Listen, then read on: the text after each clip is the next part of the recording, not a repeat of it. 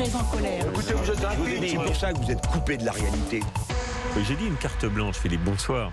Bonsoir. Philippe Manière qui m'a rejoint dans le studio, mais c'est plutôt un coup de griffe que vous allez adresser ce soir contre ce fameux principe de précaution, et ça n'est pas un hasard. Non, parce que c'est en son nom, vous le savez, que la France a interrompu hier l'usage du vaccin AstraZeneca sur notre sol. Alors personne n'avait jamais entendu parler de ce principe de précaution il y a seulement 30 ans, et voilà qu'il est devenu un véritable mantra dans le débat public moderne. Une ubiquité qui se constate tous les jours en France, mais pas seulement. Il faut être honnête, 15 autres pays de l'Union ont réagi sur le même mode que nous, avant ou après. En fait, quand on regarde de plus près, le principe de précaution, c'est un vrai marqueur. Les Américains et les Asiatiques ne s'y intéressent guère, pour dire le moins. C'est donc un concept typiquement européen, pour le meilleur, mais aussi pour le pire. Ah, c'est là que ça m'intéresse. Pourquoi pour le pire, Philippe Manière ? Dans principe de précaution, ce qui me gêne, ce n'est pas précaution, c'est principe. C'est être précautionneux, réfléchir à deux fois, mesurer les conséquences de ses actes, tout ça c'est évidemment une vertu qu'on essaie tous d'inculquer à nos enfants, dont ce n'est pas le penchant naturel. Alors, a fortiori, on doit attendre du décideur public qu'il soit lui aussi précautionneux. Mais si on ajoute principe, alors on change complètement d'univers, Julien, tout simplement parce que un principe, ça se grave au fronton des édifices, ça se respecte scrupuleusement, ça ne se négocie pas.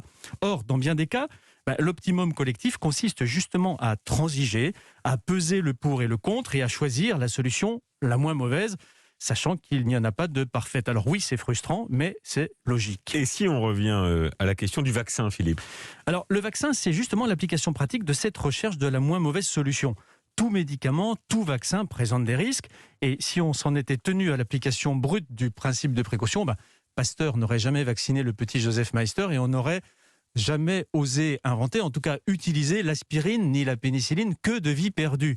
Et dans l'affaire AstraZeneca, on soupçonne quelques décès par thrombose d'être liés au vaccin, peut-être 3, peut-être 6 en Europe, sur des millions de doses, mais sans explication théorique, ni même certitude pratique. C'est vrai. Mais mieux, la simple coïncidence est possible. Après tout, il y a sûrement des gens qui sont morts d'un accident de voiture dans les heures qui suivaient leur vaccination, et personne n'imagine de relation de cause à effet.